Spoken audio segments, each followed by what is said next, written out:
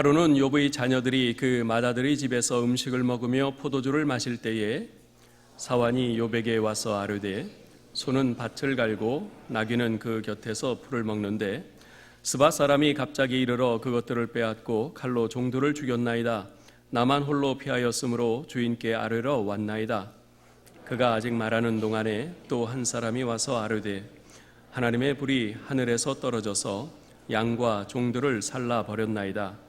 나만 홀로 피하였으므로 주인께 아뢰러 왔나이다. 그가 아직 말하는 동안에 또 한 사람이 와서 아뢰되 갈대아 사람이 새 무리를 지어 갑자기 낙타에게 달려들어 그것을 빼앗으며 칼로 종들을 죽였나이다. 나만 홀로 피하였으므로 주인께 아뢰러 왔나이다. 그가 아직 말하는 동안에 또 한 사람이 와서 아뢰되 주인의 자녀들이 그들의 맏아들의 집에서 음식을 먹으며 포도주를 마시는데 거친 들에서 큰 바람이 와서 집 네모퉁이를 치매 그 청년들 위에 무너짐으로 그들이 죽었나이다. 나만 홀로 피하였으므로 주인께 아뢰러 왔나이다 한지라. 욥이 일어나 겉옷을 찢으며 머리털을 밀고 땅에 엎드려 예배하며 이르되 내가 모태에서 알몸으로 나와 싸운즉 또한 알몸으로 그리로 돌아가올지라. 주신 이도 여호와시요 거두신 이도 여호와시오니 여호와의 이름이 찬송을 받으실지니이다 하고 이 모든 일에 욥이 범죄하지 아니하고 하나님을 향하여 원망하지 아니하니라. 아멘.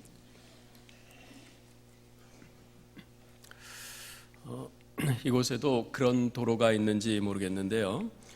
제가 살던 곳에는 집에서 교회로 가는 길에 일방 통행하게 되어 있는 카풀 라인이란 도로가 있습니다. 이 카풀 라인이란 이제 출퇴근 시간에 아주 교통이 혼잡하지 않습니까? 그럴 때 운전자를 포함해서 두 사람 이상 동승한 차들만 달릴 수 있도록 허용된 그런 도로를 말합니다. 그 도로로 가면 일반 도로로 가는 것보다 훨씬 빠르지요. 어느 날 새벽 기도회를 마치고 집으로 돌아가는 길이었는데요. 그때가 출근 시간이어서 차들이 엄청 이렇게 막히는 거예요. 극심한 정체를 보이고 있는데 그 옆에 카풀라인은 아무런 정체 없이 그냥 차들이 쌩쌩 그렇게 달려요. 그런데 바로 그 카풀라인에서 어느 승용차가 교통경찰에게 잡혀 있는 것을 보았습니다. 이 카풀라인에서는 경찰한테 잡히는 일이 거의 없거든요.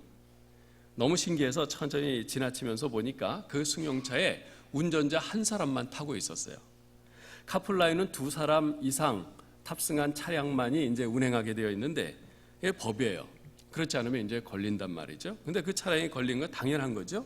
그 차 안에 한 사람만 타고 있는 것을 어떻게 알고 쫓아왔는지, 야, 정말 미국 경찰 대단하다. 그런 생각이 들었어요. 어쩌면 그 운전자는 어딘가에서 경찰이 자기를 보고 있으리라고는 꿈에도 생각하지 못했을 겁니다. 설령 보았다 하더라도 일방 통행인 그 이 카풀라인에서 어떻게 자기를 쫓아오랴 그렇게 안심했을 것 같아요. 설마가 사람 잡는다고 경찰한테 딱 걸린 거죠. 저는 이것이 오늘날 우리들이 하나님께 예배드릴 때의 모습과 무척 흡사하지 않은가 하는 생각이 듭니다. 분명 하나님께 예배드리기 위해서 나와 앉아있는 것이건만 많은 사람들은 지금 이 예배의 자리에 하나님께서 임재하셔서 우리를 보고 계시리라고는 꿈에도 생각하지 못합니다. 여러분 어떻습니까? 지금 하나님이 여기에 계심을 믿으십니까? 지금 하나님께서 여기서 여러분을 보고 계시다는 그 생각이 막 생생하게 듭니까? 그러면 정말 다행이에요. 근데 그렇지 못한 분들이 많아요. 그러다 보니까 몸은 예배당 안에 정숙하게 앉아있지만 찬양을 해도 영혼 없는 찬양, 기도를 해도 영혼 없는 기도, 예배로도 영혼 없는 그런 예배일 때가 많습니다. 우리가 역대하 25장에 보면요, 유다 왕의 한 사람인 아마샤 왕에 대한 기사가 나옵니다. 아마샤는 29년 동안 유다 왕국을 다스렸습니다. 그런데 25장 2절에 보면 그런 아마샤 왕의 통치를 한 문장으로 요약해서 보여줍니다. 아마샤가 여호와의 보시기에 정직히 행하기는 하였으나 온전한 마음으로 행치는 아니하였더라. 여러분 이 구절 보면 뭔가 좀 낯설지 않으세요? 여호와 보시기에 정직히 행하기는 했지만 온전한 마음으로 행하지는 않았다. 정직히 했다는 겁니까? 안 했다는 겁니까? 세상에 이런 표현이 어디 있어요?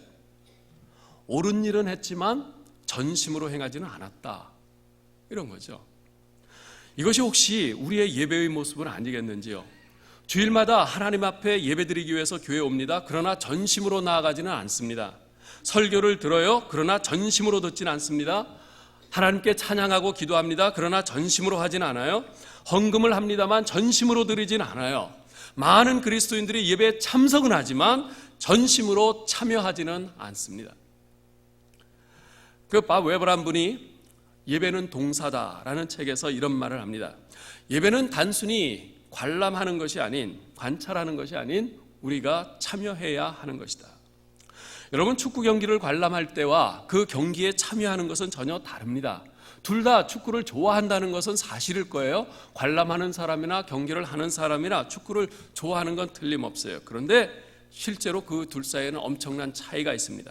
관람하는 데는 육체적, 정신적 에너지가 별로 소모되지 않습니다. 편한 자세로 소파에 등을 기대고 앉아서 짜장면을 시켜 먹으면서 즐기면 됩니다. 그러나 경기에 참여하는 것은 전혀 다른 문제입니다. 육체적, 정신적 에너지가 극한까지 소모됩니다. 부상의 위험도 각오해야 하죠. 여러분은 예배를 관람하러 오십니까? 아니면 예배에 참여하러 오십니까? 예배 평가자일 때가 많습니까? 아니면 예배 참여자일 때가 많습니까? 여러분이 오늘 예배를 드리면서 오늘 예배 참 좋았어요, 예배 은혜로웠어요 라고 말할 때 그 의미는 뭡니까? 그 예배가 여러분을 만족시켰다는 뜻입니까? 아니면 그 예배에 여러분을 하나님 앞에 산 제물로 후회 없이 드렸다는 뜻입니까? 예배는요, 하나님께 대한 우리의 반응입니다. 이 말이 사실이라면 우리는 예배의 관람자여서는 안 됩니다. 예배 평가자여서는 안 됩니다. 마치 내 자신이 예배의 주인공인 것처럼 나의 기쁨, 나의 만족을 예배의 목표로 삼아서도 안 됩니다. 우리가 하나님을 경험할 때 또는 하나님의 행하심을 경험할 때 그때 예배라는 반응이 나옵니다. 열왕기상 18장에 보면 그 유명한 갈멜산의 대결이 나옵니다. 엘리야가 바알 선지자 450명, 아세라 선지자 400명, 도합 850명과 1대 850의 대결을 벌입니다. 여호와 하나님이냐 바알 아세라 신이냐, 과연 누가 참 하나님인지 가려보자는 겁니다. 먼저 바알과 아세라 선지자들 850명이 시작을 합니다. 번제물을 준비하고 자신의 신의 이름을 부릅니다. 아침부터 저녁까지 목소리 높여 기도하고 손을 번쩍 들고 이상한 주문을 외우면서 자신들의 신을 부릅니다. 아무런 반응이 없자 나중에는 칼로 자신들의 몸을 자해하면서 피를 내면서까지 신을 부르지만 그들의 신은 끝내 묵묵부답이었어요. 다음은 엘리야 차례입니다. 송아지를 잡아 나무 위에 올려놓고 그 위에다 물을 부으라고 시킵니다. 그런 다음에 그는 나아가서 여호와께 이스라엘 중에서 참 하나님 되심을 그 백성들에게 보여주시도록 간구합니다. 그러자 그때 하나님께서 그렇게 하셨어요. 하늘에서 불이 내려와 번제물과 나무와 돌과 흙까지 깡그리 모든 것을 다 태우셨습니다. 그때 그 놀라운 광경을 목격한 이스라엘 백성들의 반응을 성경에서는 이렇게 기록하고 있습니다. 모든 백성이 보고 엎드려 말하되 여호와 그는 하나님이시로다. 여호와 그는 하나님이시로다. 아무도 그들에게 무엇을 해야 할지, 어떻게 반응해야 할지 말해주지 않았습니다. 그러나 그들이 여호와 하나님의 살아계심을 깨닫게 되자 그들에게서는 자연스럽게 예배라는 반응이 나왔던 겁니다. 어두컴컴한 밤에 제자들이 배를 타고 갈릴리 바다를 건너가고 있었을 때 예수님께서 무리를 걸어서 그들에게 다가오셨지요. 그 모습을 본 제자들은 처음엔 너무 놀라서 유령이다 하면서 소리를 질렀어요. 그러나 곧 그분이 예수님이신 것을 알고는 이렇게 반응을 합니다. 배에 있는 사람들이 예수께 절하며 가로되 진실로 하나님의 아들이로소이다. 예배한 겁니다. 천재적인 수학자이자 철학자며 사상가였던 17세기 프랑스의 블레즈 파스칼이 죽는 순간까지 자신의 심장 가까이에 있는 주머니에 넣어 간직하고 있던 종이 한 장이 있습니다. 그것은 그가 어느 날 밤 하나님을 인격적으로 만난 경험을 간략하게 적은 종이었습니다. 그 종이에 파스칼은 이렇게 썼습니다. 밤 10시 반에서 12시 반까지 불. 오 아브라함의 하나님, 이삭의 하나님, 야곱의 하나님, 철학자와 지혜자의 신이 아닌 복음을 통해서만 알 수 있는 예수 그리스도의 하나님. 안정감, 느낌, 평안, 기쁨, 기쁨의 눈물. 아멘. 이렇게 적어놨어요. 그리고 그것을 평생 주머니 안에 넣어서 간직했어요. 자신의 영혼의 문을 두드리며 찾아오신 살아계신 하나님을 경험한 순간 파스칼은 불이라는 그 한마디로밖에는 표현할 길이 없었습니다.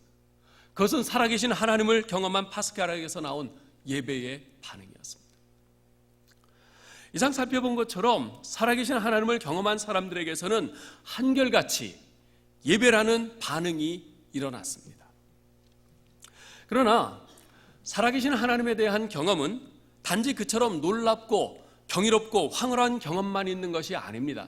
그 반대의 경우도 있습니다. 오늘 본문인 이 욥기에서 욥이 경험한 것처럼 고통스럽고 죽을 만큼 괴로운 경험일 때도 있어요. 하나님에 대한 경험이 항상 황홀하고 놀랍고 아주 정말 기쁨과 감격이 넘치는 그런 경험만은 아니에요.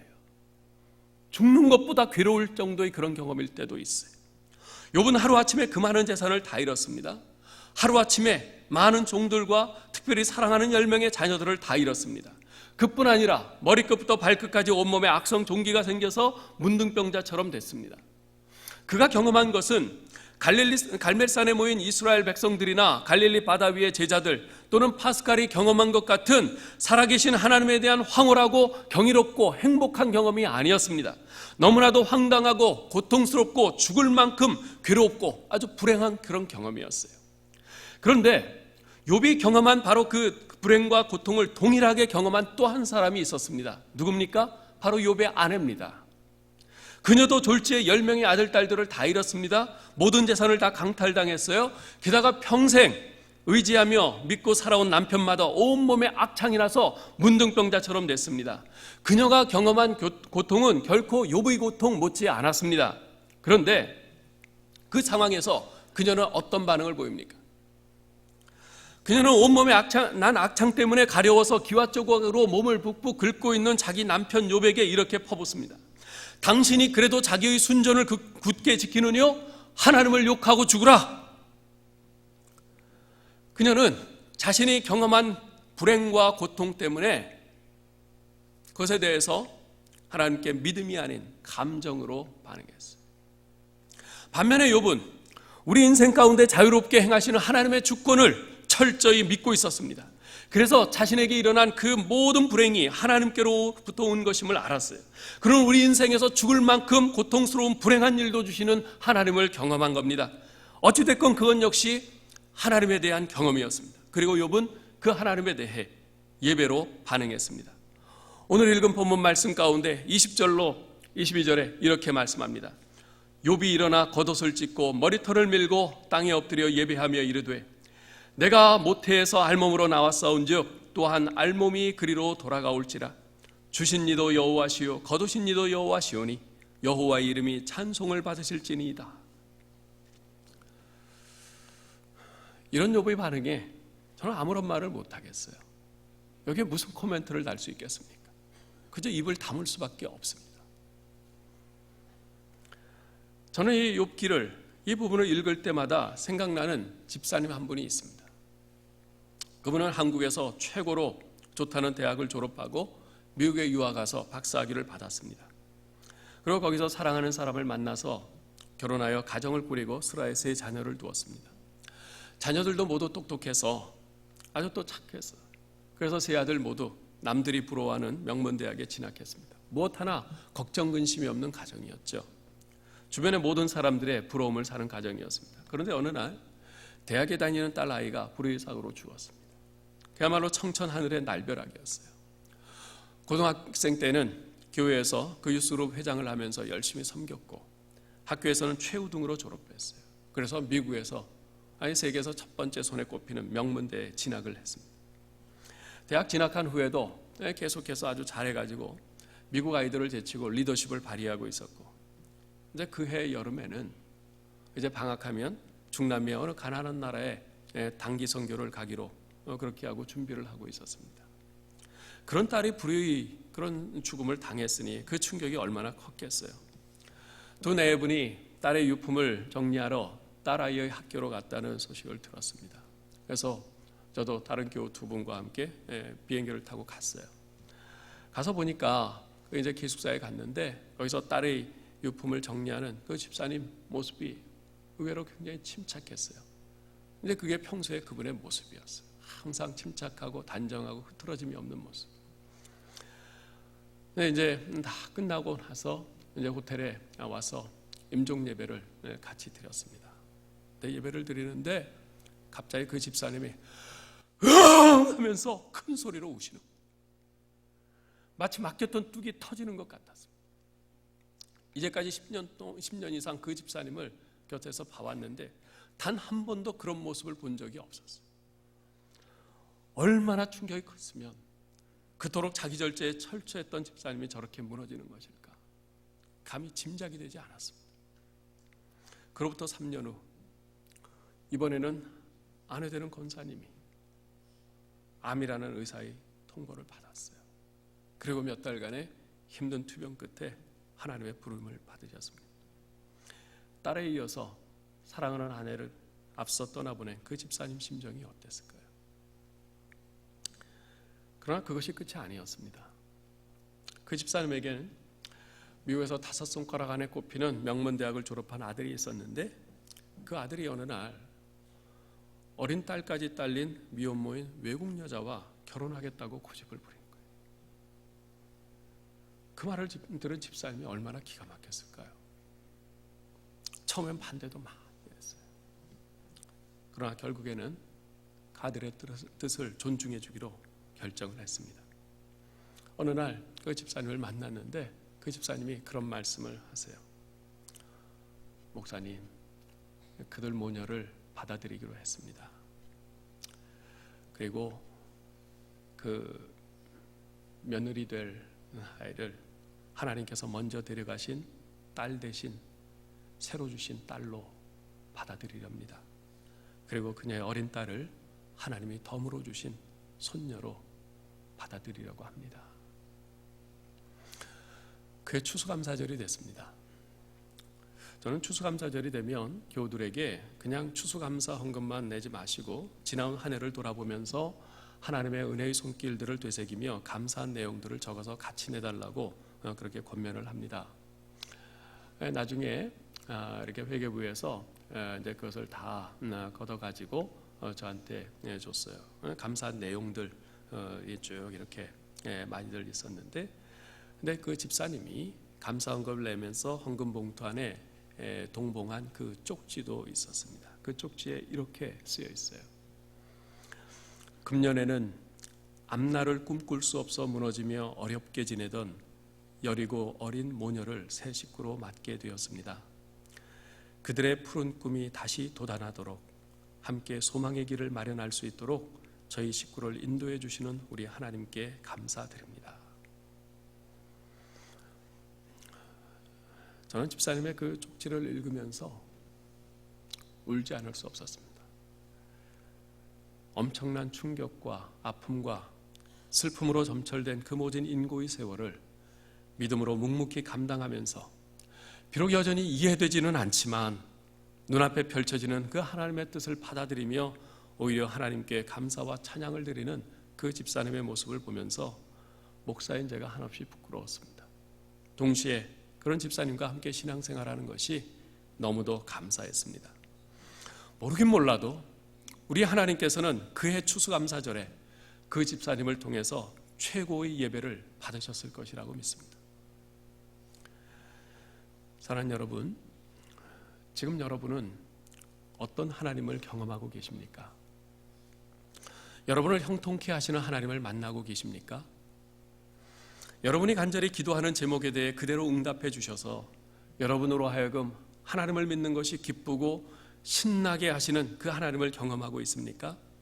여러분의 앞길을 술술 풀려가게 해주시는 고마우신 하나님을 경험하고 계시나요? 참으로 기쁘고 감사한 일입니다. 그러면 그 하나님께 대한 여러분의 반응은 무엇입니까? 그 하나님을 충분히 예배하고 있습니까? 어떻게 예배하십니까? 혹시 여러분에게 욥처럼, 아니 욥만큼은 아니지만 그래도 고통스럽고 죽을 만큼 괴로운 일을 허락하시는 그런 하나님을 경험하고 계신 분은 없으십니까? 어느 날 갑자기 찾아온 충격적인 소식 때문에 어찌할 바를 몰라 힘들어 죽을 것 같은 그런 일을 허락하신 그 하나님을 경험하신 분 없으세요? 자신이 계획했던 것들이 한순간에 다 무너지고 앞이 캄캄해지는 그런 경험을 하신 분 없으십니까? 여러분은 그 모든 일들이 살아계신 하나님, 여러분을 지극히 사랑하시는 아버지 하나님께서 여러분 인생에 허락하신 이름을 믿으십니까?